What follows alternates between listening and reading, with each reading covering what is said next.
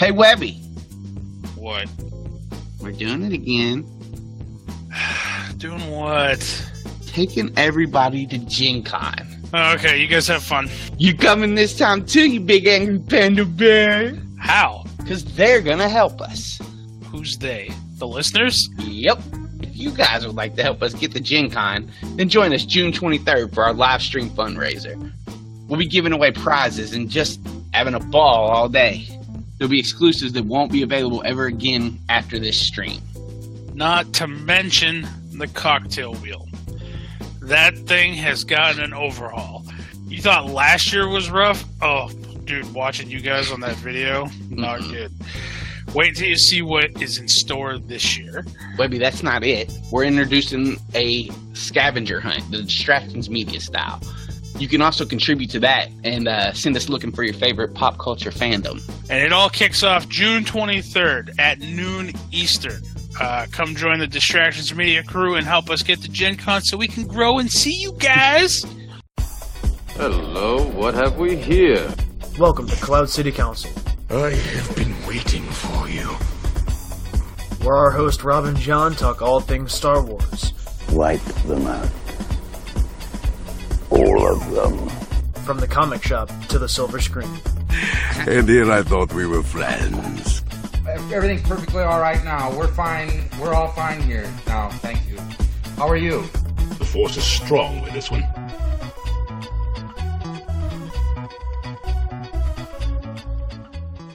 And welcome back to Cloud City Council Special Edition. And this week with me is Alan.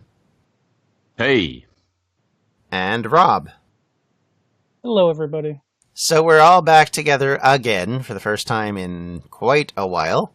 As everybody knows, a month ago, we put out an episode with Alan and I, but this is the first time we've had Rob back as well, which is great. And we're here to talk about a little movie that just came out, Solo, a Star Wars story. So, with that, I don't want to do a play-by-play of the whole movie. I think that can get a little tedious, but I do want to talk specific bits. So if we jump around, bear with us, because honestly, we'll probably start with what I consider to be the biggest reveal in the whole movie, and then go around from there. At least that's my perspective. Everybody else might have a very different one. And I was meaning, okay, so to preface this, I was meaning to read, there's a comic book that was put out, I think 3 years ago now. It was a Darth Maul comic book. It's actually 4 years ago, and it was the last of the Dark Horse series. Right, yeah, which actually was and it was actually a Clone Wars episode that never got made. And it is considered canon, the only Dark Horse comic that is canon. Yeah. And so I was going to go back and reread it because I couldn't remember where we left Maul at that point. And the reason is because what we know is that Maul is involved with Ahsoka in the Battle of Mandalore at the end of the Clone Wars. That's actually one thing that they made sort of canon, was the fact that she's actually on Mandalore when Revenge of the Sith goes down.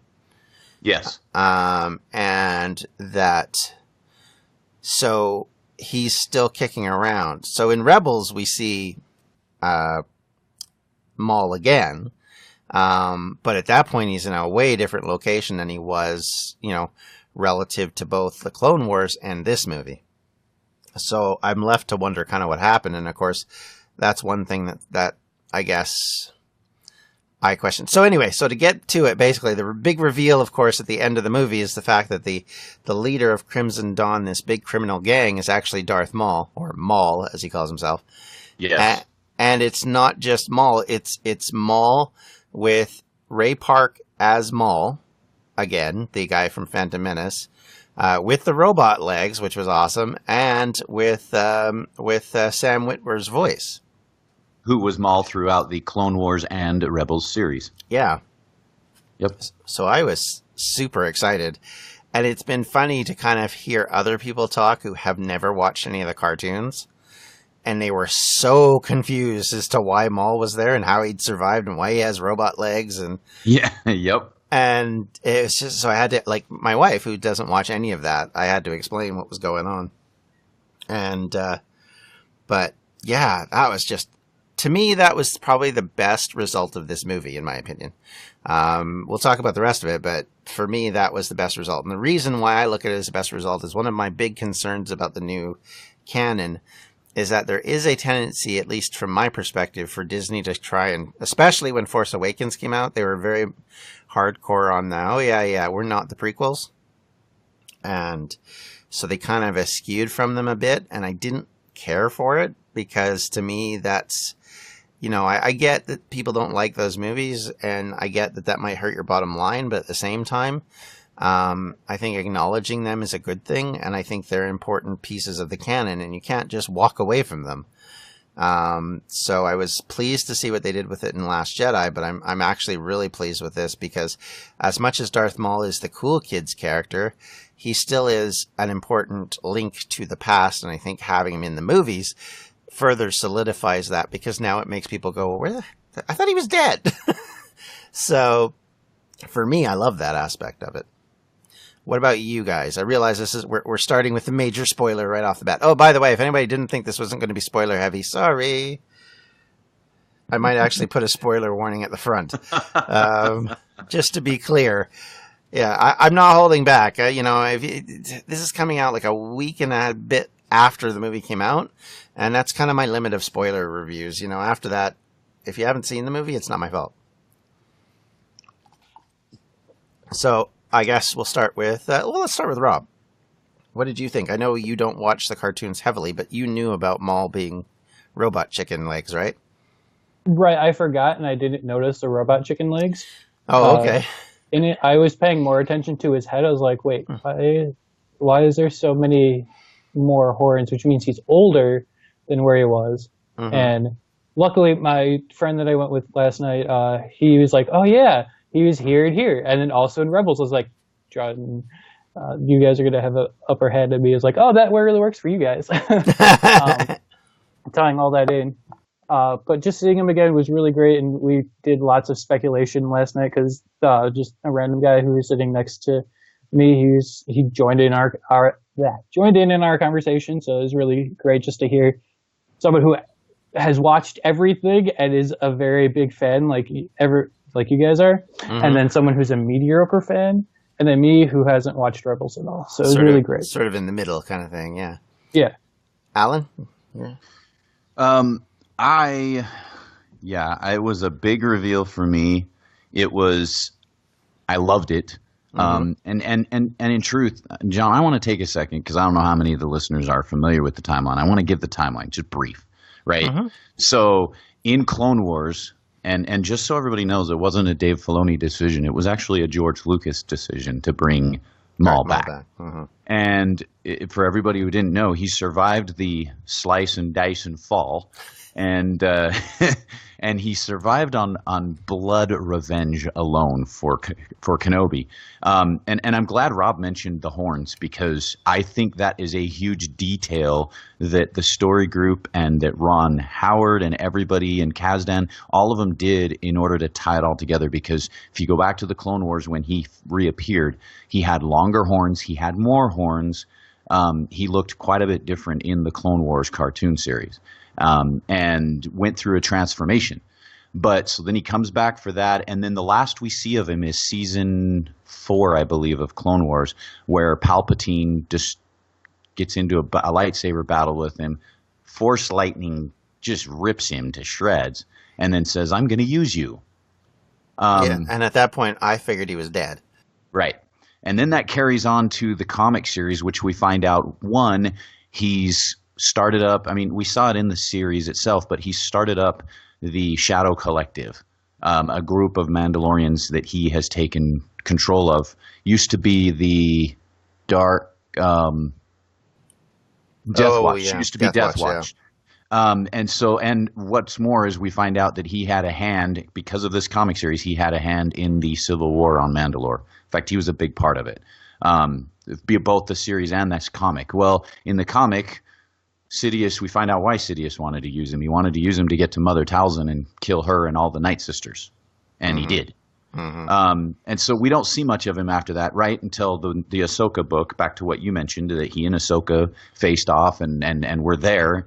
against each other, and then we don't hear from him again until Rebels. Well, it's kind of nice to see, even if for a brief moment, that his crime syndicate, this time it's Crimson Dawn, but he continued the crime syndicate.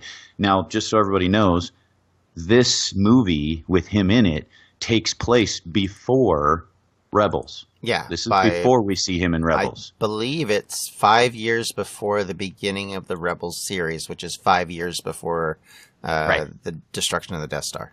So we're about 8 or 9 years probably before the end of Rebels is what I'm saying, is what I'm thinking. Yep. Sounds about right. I think the end of Rebels basically butts right against Rogue One. That's the movie I'm trying to think of. Yep. So it's kind of nice to see that timeline. It's really nice to see them tie it up real neatly. Oh my gosh, it was cool. It was awesome. And you know what? You're right. You look down at his legs in the movie and you're like, yeah, they even got it down to his big old thick robot legs. Yeah. Yep. The robot legs to make it work. So it was very nice to see him involved. And I was even more excited that Sam Witwer and that Ray Park were brought back for this. I think that was brilliant. Yeah, I think that's a really good choice by them. So, okay. So we've talked around the big reveal. I guess we should probably actually talk about our thoughts about the movie. So let's start this one with Alan. What was your thoughts about the movie overall? I was entertained, very entertained. Found myself, in fact, I went back a second time on Friday, laughing for most of the film. There's so much nostalgia, but just entertainment value overall. So if I just give an overall feel without even getting into the details, I just was entertained, completely entertained. Awesome. Rob? So all the Star Wars movies, I really haven't, the ones I've seen in theaters, that is, I haven't really wanted to go back, like, super excited, like, I want to see this again. This movie, I'm going to try and bring the people who weren't able to come yesterday tomorrow. Nice. Go ahead. I was going to say one more thing, and then, but my dad, I took my dad. I've gone to every Star Wars film with my dad since '77. Nice. And my mom and dad, we've gone to all of them. And my dad looked at me when it was over.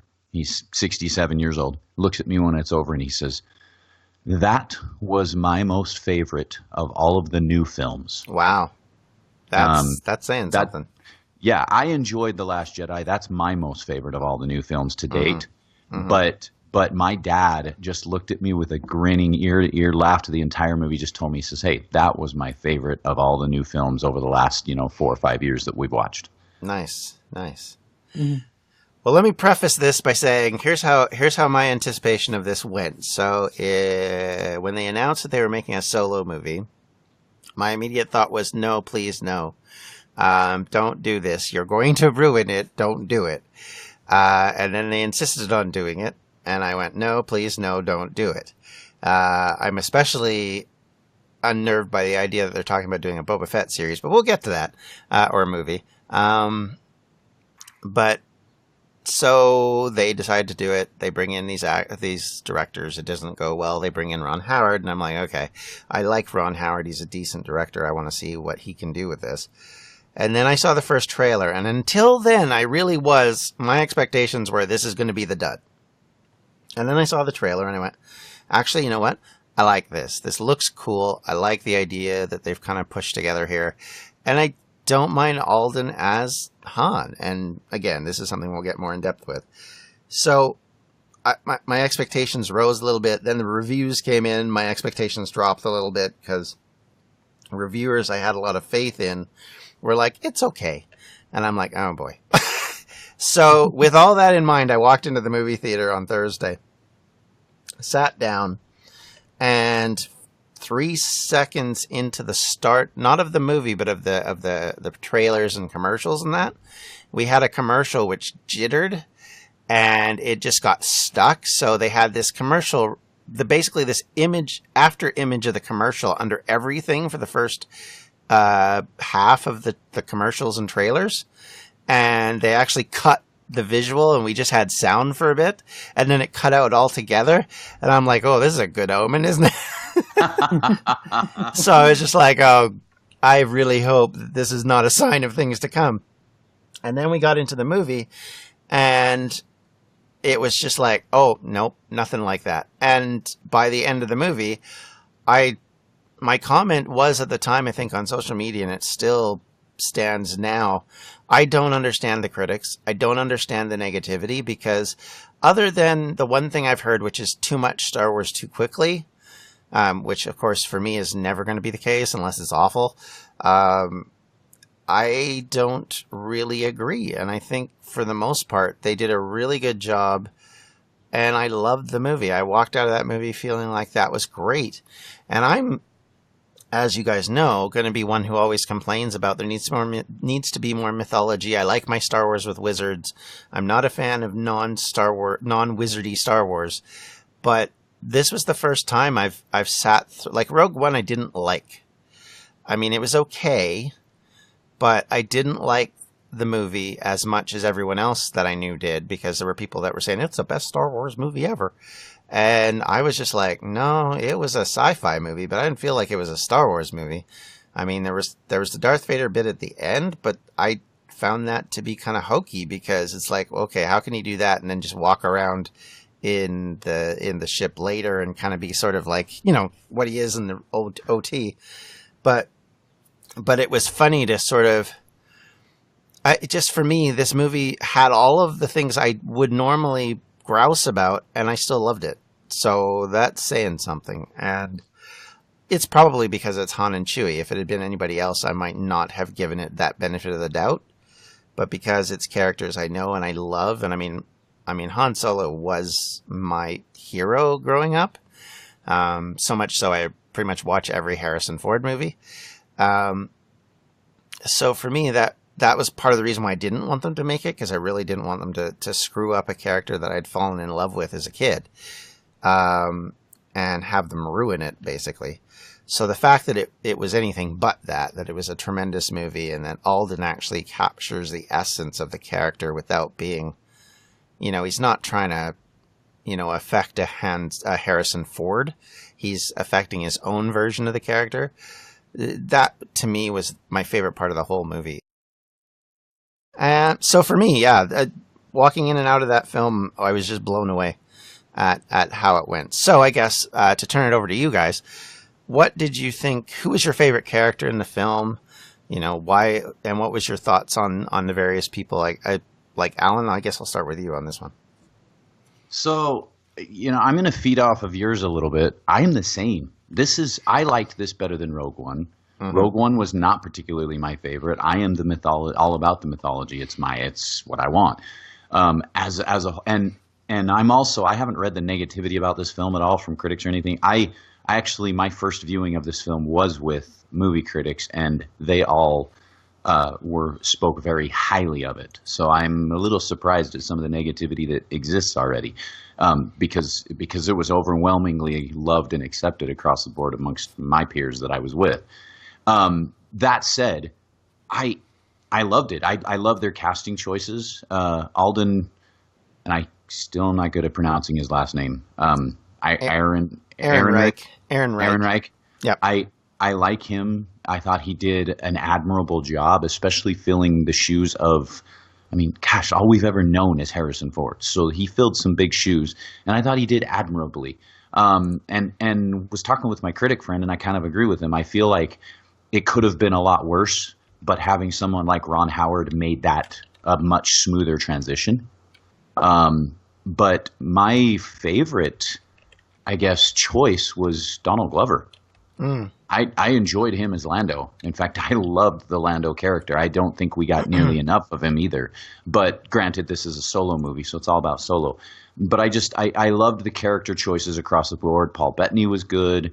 You know, every character, every actor they had, I thought did a very brilliant job in this film, and I enjoyed it. It had a good feel. It had a good Star Wars feel, and it was perfect. I loved it. Cool. All right, Rob? Yeah, so going into the movie, as my friend, we were walking up, he's like, what are you expecting? I was like, shooting, guns, or shooting, money, and spaceships. Yep. Because I think I've only watched the trailer when it was in front of like Avengers.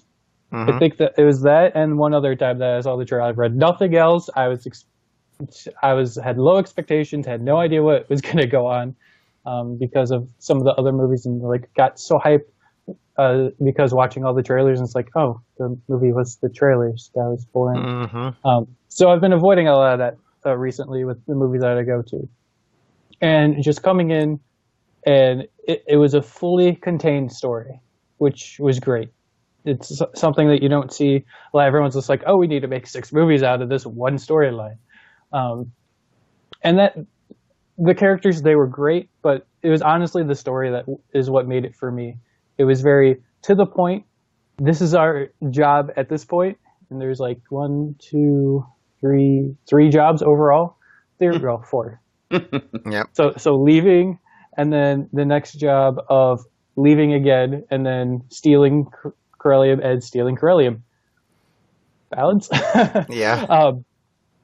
But just how it was so contained, and then I can't remember the crazy czar with the lines on his face. Oh, Quinlan Voss, is that his name? Is it Quinlan? Yes, Voss. Yes. He was fantastic. I loved how he's just like, I'm gonna have to kill it. Whoa! Wait a second.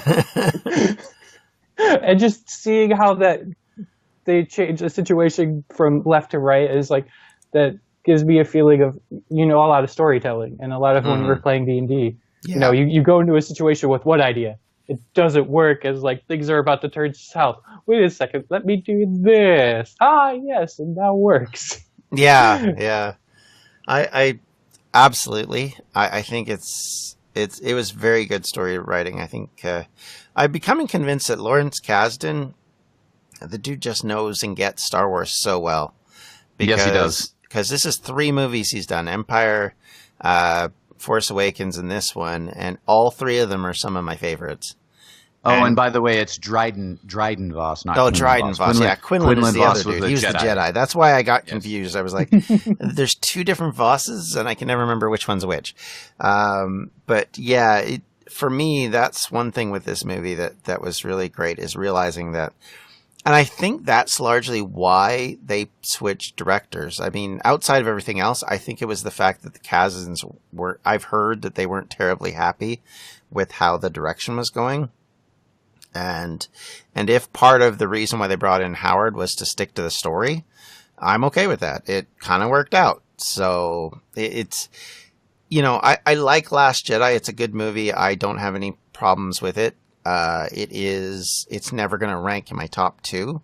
But it would be pretty hard for any Star Wars movie to outrank the original and Empire for me. But Solo is really, really good. And it is one of, like, the big problem with Rogue One is it's like my youngest daughter, who's 10, is very easily, emotions kind of come easily to her. So she falls in love with a character, and if you kill the character off, she gets really sad. And the fact that everybody dies at the end of Rogue One, we always were like, what do we do? Because we know she'll be like, oh, but I love this character. Oh, I love this character. Oh, they're all dead. So that was one thing that kind of I struggled with, because we took her to Force Awakens, and I took her to Last Jedi, but we didn't take her to Rogue One. In fact, she didn't see Rogue One until it came out on Blu-ray. She watched 10 minutes of it and left. So that tells you her impression of that movie. I am sure that she will watch this movie to death and love every minute of it. And I think the only thing she'll probably be upset about is the droid. But I mean, at the same time, the droid becomes a part of the Falcon, which for some reason in my brain after that I seem to remember C-3PO talking to the Falcon and being very grousy about the Falcon's opinions. Okay. I want to take your lead on this for a second, because that's one of the things that I loved about this film. That was the very first thing I thought of, was not just C-3PO, but how often did Han Solo refer affectionately to the Falcon as her or she? Yeah, and it fit. It fit, and he had a love-hate relationship with her too. How often did he bang the inside of the Falcon to get it going? It's like he had that relationship, and we were introduced, I think, in this film to why that relationship existed. Yeah. I mean, from the get-go, you could see that the two of them didn't necessarily get along at first, and then eventually had to. I loved the way they did that. I loved the way that they called back to so many things from the original stories with Han Solo that they built on with this. Not just that, but I mean, the very end of the movie, how you call back to a scene in Cloud City where Lando's like, "Hey, old buddy," he's like, how a lot of nerve you have coming here, and then they hug it out, and it's like, wait a minute, they did that at the end of this film. It's like it's like Kasdan intentionally wrote so many things into this that were either callbacks or brief that brings it around full circle to things that we saw in the original trilogy. Yes, yeah, and I think the other thing I really liked a lot about it was the fact that they gave us what we wanted. We wanted to know how Han met Chewie. We wanted to know about Han's Imperial experience. We wanted to know how he became a pilot, how he did this, how he did that, and how did he do the Kessel Run and blah, blah, blah. But they subverted our expectations on it a little bit. Yeah. And I think that was brilliant. I love that because I think there's so much sort of like dogma in it that it was nice to kind of have it be slightly different than what you expected, but yet be what you expected. So it's like, okay, well, I can live with that. Like there's no life debt. Let's start with that. Right. So, I mean, I guess you could say there is, but there really isn't. Well, and I loved that Kasdan wrote both this and Empire because he could link it all together. I mean, he did it. You remember when Lando and Han were first talking in Empire, and Lando says, "What have you done with my ship?" And they're talking, and Han Solo says, "I won it fair and square." Guess what? He won it fair and square. Yes. He did. Yeah. And then we all know now that Han shot first. Yeah, yeah, quite literally. And I love the fact that he's like, when he did, he's like, yeah, that was probably the smart thing to do because I would have killed you. I'm like, yeah. And the funny thing is, after the end of this movie, and after when Kira escapes, and now she's sort of higher up in the Crimson Dawn and all that, I sat there and did something I haven't done except for with the sequel trilogy, which is I want to see more of this. I want to know what happened. I want to know how they finally, obviously at some point she has to die. So how does that happen? How do we get there? Or does she become the head of Crimson Dawn because Maul goes away and then we find him on Rebels? Like, there's so many opportunities from this movie that it explains a lot, because when Disney signed Ehrenreich, they signed him for 3 films. So he's not just signed for 1, he signed for 3. So, I mean, they could not do another movie after this. And if you look at strictly from the money perspective, they might not, because it's opened poorly, it isn't maintaining. But I also think that unfortunately is part of the problem of being a summer movie. One of the advantages the other Star Wars movies are having is opening up around Christmas. There's no competition. But I mean, this thing opened up like a month after Avengers Infinity War, which is still making money hand over fist. Deadpool 2. I mean, there's just so much coming out. Just bang, bang, bang. I think it's, not only is it a little quick on the Star Wars movie, I also think it's a little quick with all the other movies around it. And so I think that it's getting an unfair, I think the combination of basically people being like me and being worried about what was going to happen, and then the bad press. Like, if you look on Rotten Tomatoes, the reason why I say there's bad reviews is because if you look on Rotten Tomatoes, the original critical reviews are 70%, which is down in prequel territory.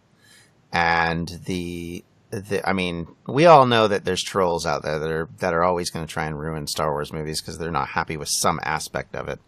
But that's the part that concerns me, is that I think that combination of things will sort of spin in on itself. And whereas I think it's a really good movie that I really would like to watch in the theater again, I think there will be people that won't even see it in the theater and just go, I'll wait till it's out on DVD.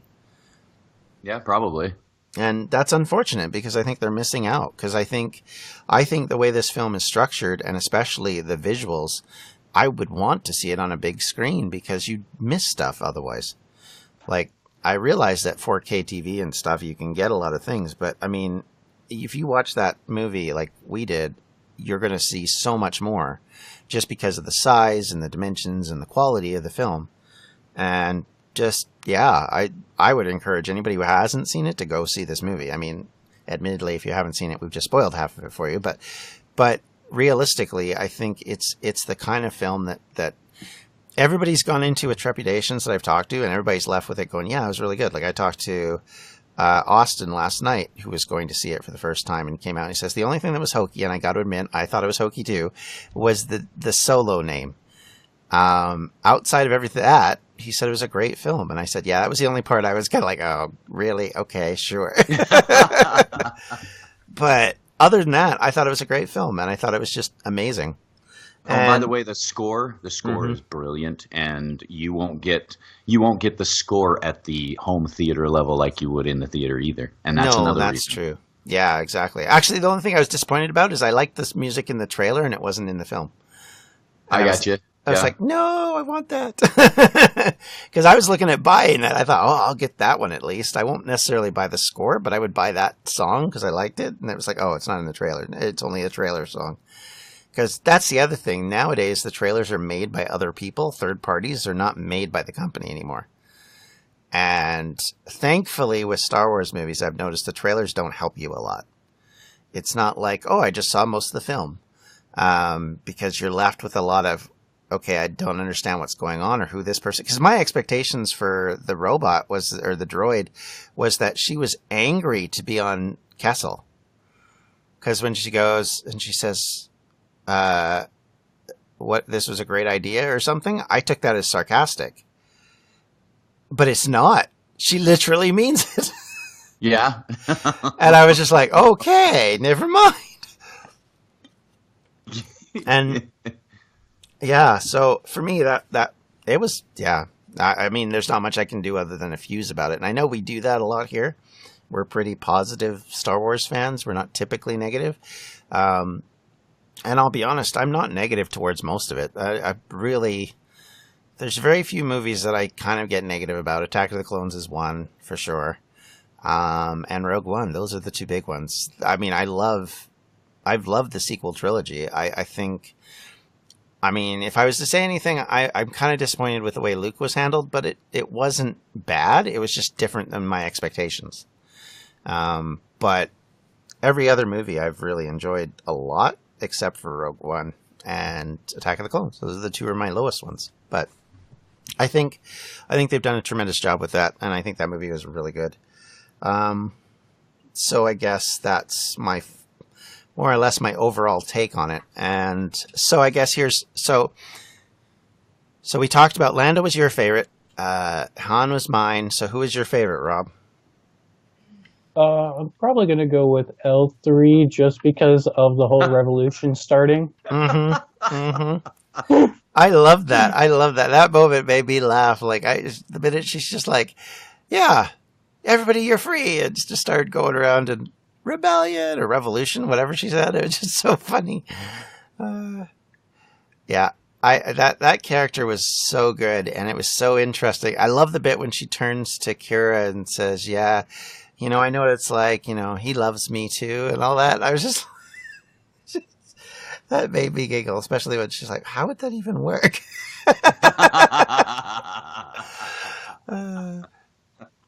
Because that's quite a comical part. Yeah, and that's aimed at all the adults in the room, and all the kids are like, "Huh? Okay, whatever," But yeah, no, that was super funny, and of course, then you see him be very emotional about the character, and you're just like, "Oh, well, maybe he did love her. I don't know." But yeah, that was really funny. Again, I don't know what it is, but the droids in the movies have been really good. Like, you think about all the C-3PO.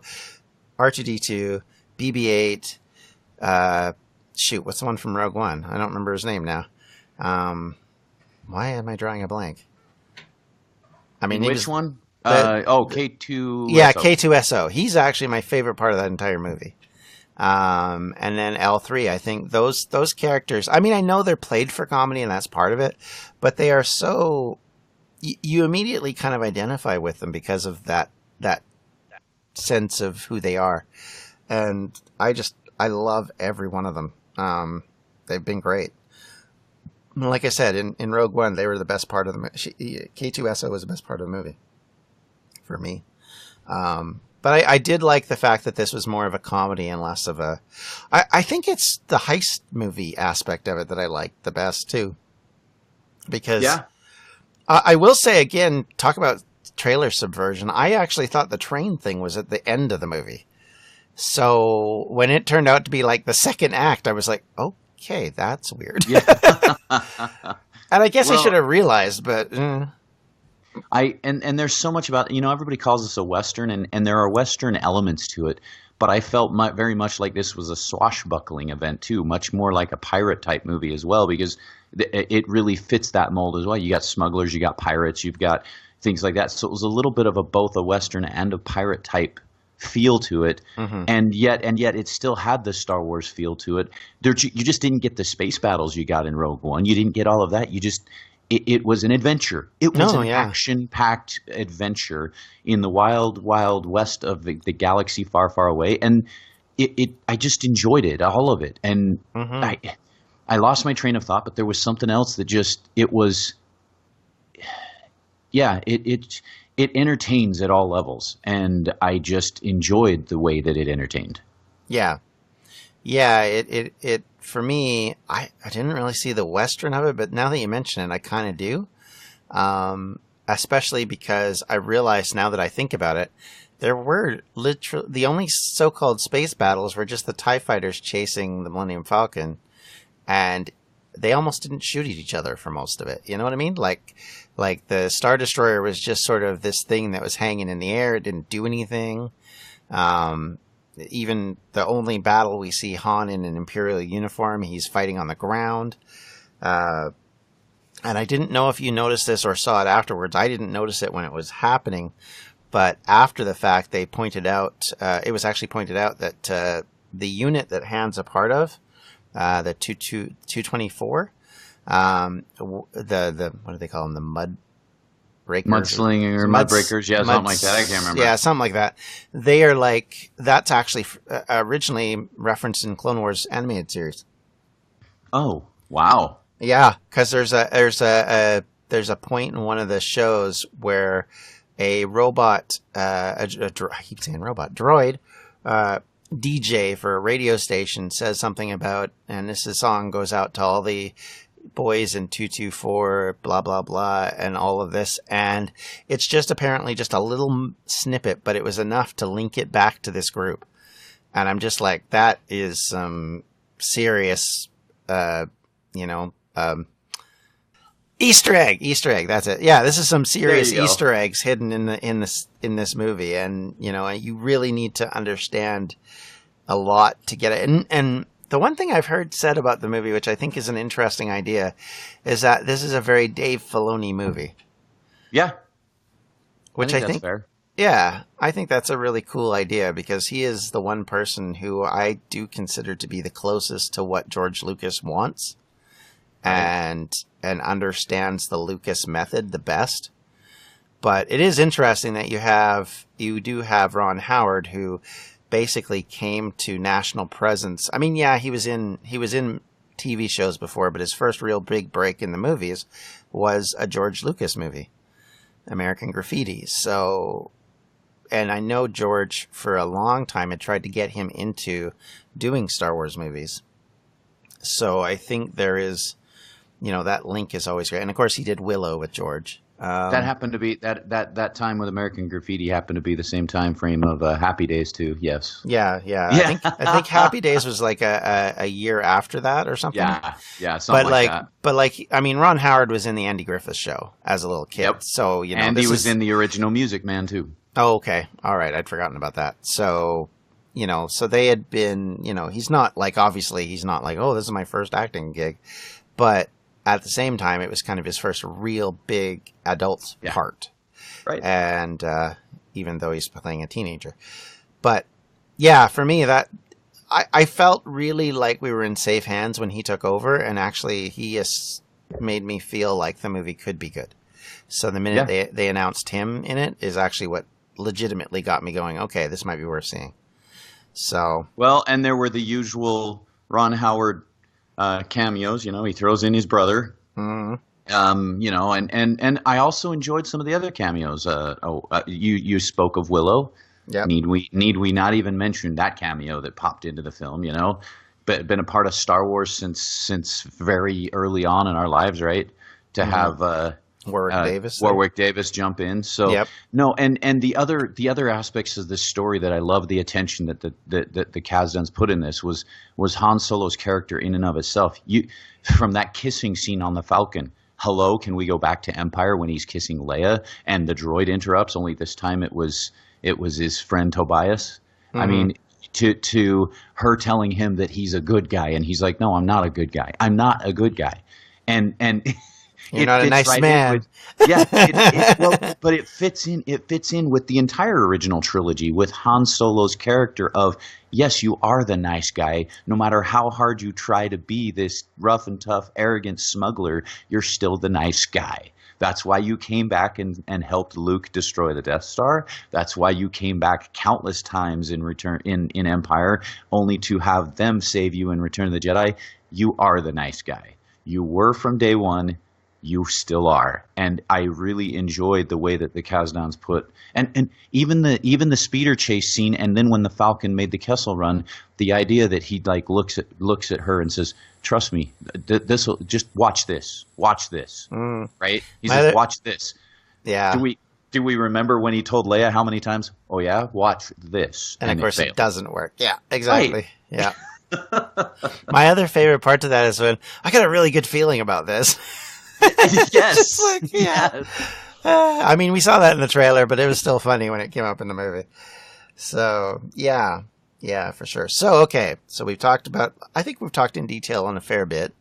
Just, I guess, briefly, can I get your final thoughts on what you thought of the movie? Kind of, obviously, I know Rob's already said he's going to go see it again.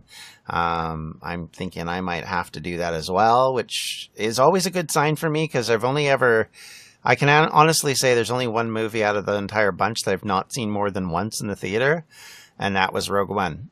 Every other one I've seen at least 3 times, so I might actually have to go see this one a couple more times to kind of get to grips with some of the other parts of it. But okay, so Rob, we'll start with you. What's your final thoughts on the film?